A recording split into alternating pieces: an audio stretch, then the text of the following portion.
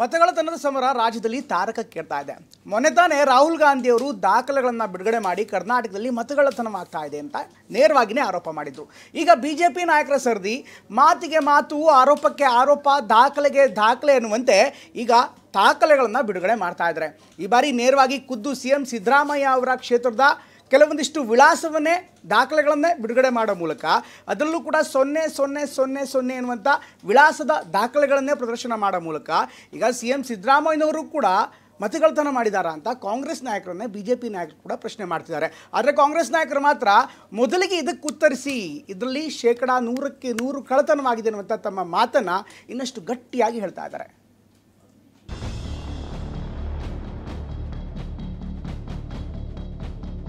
Voting in multiple polling booths in Karnataka in the assembly. 1, 2, 3, 4, 5, 6, 7, 8. Rahul Gandhi ಅವರ ಭಾಷಣ ಶಿವಕಾಶಿಯಿಂದ ತಂದು ಮಳೆಯಲ್ಲಿನಿಂದ ಪಟಾಕಿ ಆಗಿದೆ. ಯಾವ ರೀತಿ ರಾಹುಲ್ ಗಾಂಧಿ ಅವರು ಸುಳ್ಳು ಹೇಳಿದ್ದಾರೆ? ಒಂದೇ ರೂಮ್ ಇರ್ತಕ್ಕಂಥ ಕೊಠಡಿಗಳು ಸುಮಾರು 80 ಜನ ವಾಸ ಮಾಡಕ್ಕಾಗುತ್ತೆ. ಅಧಿಕಾರಿಗಳು ಯಾರು ಲೋಪ ಮಾಡಿದ್ದಾರೆ ಅದನ್ನು ನಾವು ಅವರ ಮೇಲೆ ಕ್ರಮ ತಗೋಬೇಕಾಗಿದೆ. ಮತಗಳವು ಪ್ರಕರಣ ಈಗ ರಾಜ್ಯದಲ್ಲಿ ಹೊಸದೊಂದು ಕುಸ್ತಿಗೆ ಅಖಾಡವಾಗ್ತಾ ಇದೆ. ಅತ್ತ ರಾಹುಲ್ ಗಾಂಧಿ ಸಾಲು ಸಾಲು ದಾಖಲೆ ಬಿಡುಗಡೆ ಮಾಡಿ ಬಿಜೆಪಿ ಹಾಗೂ ಚುನಾವಣಾ ಆಯೋಗದ ಒಳ ಒಪ್ಪಂದವೇ ಅಕ್ರಮದ ಜನಕ ಎಂದು ಗಂಭೀರ ಆರೋಪ ಮಾಡಿದ್ರು. ಈಗ ಬಿಜೆಪಿಯ ಸರದಿ ರಾಹುಲ್ ಗಾಂಧಿಗೆ ದಾಖಲೆಗಳ ಮೂಲಕವೇ ಬಿಜೆಪಿ ತಿರುಗೇಟು ನೀಡಿದೆ. ರಾಹುಲ್ ಗಾಂಧಿ ಮಹದೇವಪುರ ವಿಧಾನಸಭಾ ಕ್ಷೇತ್ರದಲ್ಲಿ ವೋಟರ್ ಲಿಸ್ಟ್ನಲ್ಲಿ ಅಡ್ರೆಸ್ ವಿವರವೇ ಇಲ್ಲ, 0000 ಎಂದು ವಿಳಾಸ ನೀಡಲಾಗಿದೆ, ಇದು ಫೇಕ್ ಮತಗಳು ಎಂದು ಹೇಳಿದ್ರು. ಈಗ ಕಾಂಗ್ರೆಸ್ಗೆ ತಿರುಗೇಟು ನೀಡಿರುವ ಅರವಿಂದ್ ಲಿಂಬಾವಳಿ ಸಿಎಂ ಸಿದ್ದರಾಮಯ್ಯ ಕ್ಷೇತ್ರದ ವರುಣಾ ಕ್ಷೇತ್ರದಲ್ಲೂ 0000 ಅಡ್ರೆಸ್ ಪತ್ತೆ ಮಾಡಿದೆ. ರಂಗಸಮುದ್ರ ಬೂತ್ ಒಂದರಲ್ಲೇ 100ಕ್ಕೂ ಹೆಚ್ಚು 0 ಅಡ್ರೆಸ್ ಅನ್ನ ಕಾಗುಣಿತ ಮಗ್ಗಿ ರೀತಿಯಲ್ಲಿ ಹೇಳೋ ಮೂಲಕ ಕಾಂಗ್ರೆಸ್ ಕಾಲೆಳೆದಿದೆ. 1, 2, 3, 4, 5, 6, 7, 8, 9, 10, 11, 12, 13, 14, 15, 16, 17, 18, 20, 21, 22, 23, 24, 25, 26, 27, 28, 29, 30, 31, 32, 33, 34, 35, 36, 37, 38, 39, 40, 41, 42, 43, 44, 45, 46, 47, 48, 49, 50, 51, 52, 53, 55, 56.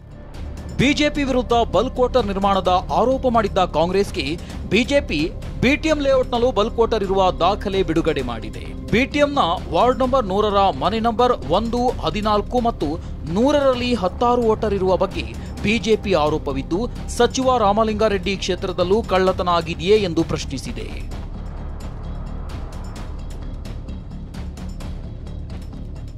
ಮಹದೇವಪುರ ಕ್ಷೇತ್ರದಲ್ಲಿ ಗುರುಕೀರ್ ಸಿಂಗ್ ಎಂಬುವರು 4 ಬೂತ್ಗಳ ಮತದಾರರ ಪಟ್ಟಿಯಲ್ಲೂ ಹೆಸರಿದ್ದು ಗೋಲ್ಮಾಲ್ ಆಗಿದೆ ಎಂಬುದು ಕಾಂಗ್ರೆಸ್ ವಾದ. ಇದಕ್ಕೆ ಕೌಂಟರ್ ಆಗಿ ಬಿಜೆಪಿ ಬೂತ್ ನಂಬರ್ 169 ಹಾಗೂ 11ರಲ್ಲಿ ಅಂದರೆ 2 ಕಡೆ ರೆಹಮತ್ತುಲ್ಲಾ ಎಂಬಾತನ ಹೆಸರು ಇರುವುದನ್ನು ತೋರಿಸಿದೆ. ಹಾಗೆ ಜಮೀರ್ ಅಹಮದ್ ಖಾನ್ ಪ್ರತಿನಿಧಿಸುವ ಚಾಮರಾಜಪೇಟೆ ಕ್ಷೇತ್ರದಲ್ಲಿ ಆಯಿಷಾ ಬಾನು ಎಂಬುವರ ಹೆಸರು ಬೂತ್ ನಂಬರ್ 146 ಹಾಗೂ 47ರಲ್ಲಿ ಕಂಡುಬಂದಿದೆ. ಇದು ಗೋಲ್ಮಾಲ್ ಅಂತ ಬಿಜೆಪಿ ಕೇಳ್ತಾ ಇದೆ.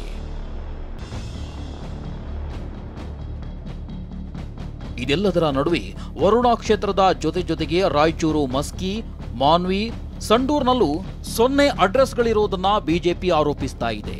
ಸಿಎಂ ಸಿದ್ದರಾಮಯ್ಯ ಆದಿಯಾಗಿ ಕಾಂಗ್ರೆಸ್ ಶಾಸಕರು ಆಯೋಗದ ಜೊತೆ ಶಾಮೀಲಾಗಿ ಗೆದ್ರಾ ಎಂಬ ಪ್ರಶ್ನೆ ಕೇಳ್ತಾ ಇದೆ. ಅಲ್ಲದೆ ಮತದಾರರ ಪಟ್ಟಿ ಪರಿಷ್ಕರಣೆ ಮಾಡಲು ಹಲವು ವರ್ಷಗಳ ಹಿಂದೆಯೇ ನಾವು ಆಯೋಗಕ್ಕೆ ಮನವಿ ಮಾಡಿದ್ವಿ ಎಂಬುದು ಬಿಜೆಪಿ ವಾದ. ಅಲ್ಲದೆ ಮತದಾರರ ಪಟ್ಟಿ ಸಿದ್ಧಪಡಿಸುವ ತಹಶೀಲ್ದಾರ್, ಕಂದಾಯ ಅಧಿಕಾರಿ, ಪಾಲಿಕೆ ಅಧಿಕಾರಿ ಎಲ್ಲರೂ ರಾಜ್ಯ ಸರ್ಕಾರದ ನೌಕರರು. ಹಾಗಿದ್ದಾಗ ಕಾಂಗ್ರೆಸ್ ಸರ್ಕಾರ ನೇಮಿಸಿರುವ ಅಧಿಕಾರಿಗಳೇ ಗೋಲ್ಮಾಲ್ ಮಾಡಿದ್ರೆ ಅದಕ್ಕೆ ಕಾಂಗ್ರೆಸ್ ಉತ್ತರಿಸಲಿ ಎನ್ನುತ್ತಿದೆ. ಅಲ್ಲದೆ ಕಾಂಗ್ರೆಸ್ ಬಳಿ ಅಷ್ಟೆಲ್ಲ ದಾಖಲೆಗಳಿದ್ರೂ ರಾಹುಲ್ ಗಾಂಧಿ ಚುನಾವಣಾ ಆಯೋಗದ ಕಚೇರಿಗೆ ತೆರಳಿ ಏಕೆ ಡಿಕ್ಲರೇಷನ್ ನೀಡಲಿಲ್ಲ, ಕೆಪಿಸಿಸಿ ದೂರು ಕೊಟ್ಟರೂ ದಾಖಲೆ ಏಕೆ ನೀಡಲಿಲ್ಲ ಎಂದು ಬಿಜೆಪಿ ನಾಯಕರು ಕೇಳ್ತಾ ಇದ್ದಾರೆ.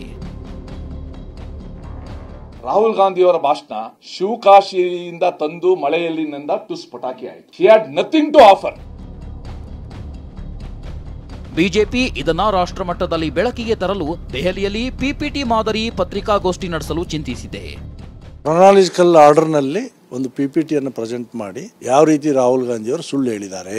ಬರೀ ಬಿಜೆಪಿ ಬಗ್ಗೆ ಅಷ್ಟೇ ಅಲ್ಲ, ಬೇರೆ ಕ್ಷೇತ್ರಗಳಲ್ಲಿ ಹೆಂಗಿದೆ ಕಾಂಗ್ರೆಸ್ನವ್ರದ್ದು ಆ ಮಾಹಿತಿಗಳ ಸಮೇತವಾಗಿ ಎಕ್ಸ್ಪೋಸ್ ಮಾಡುವಂತ, ಕಾಂಗ್ರೆಸ್ನು ಎಕ್ಸ್ಪೋಸ್ ಮಾಡುವಂತ, ಎಷ್ಟು ಸುಳ್ಳುಗಾರರು ಇವರು ಅನ್ನೋದು ಎಕ್ಸ್ಪೋಸ್ ಮಾಡುವಂತ ಕೆಲಸವನ್ನು ಮಾಡ್ತೀವಿ.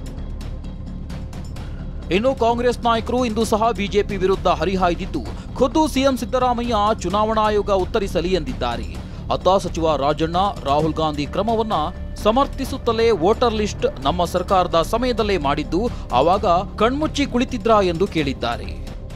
All those are available in the election commission, state election commission, central election commission.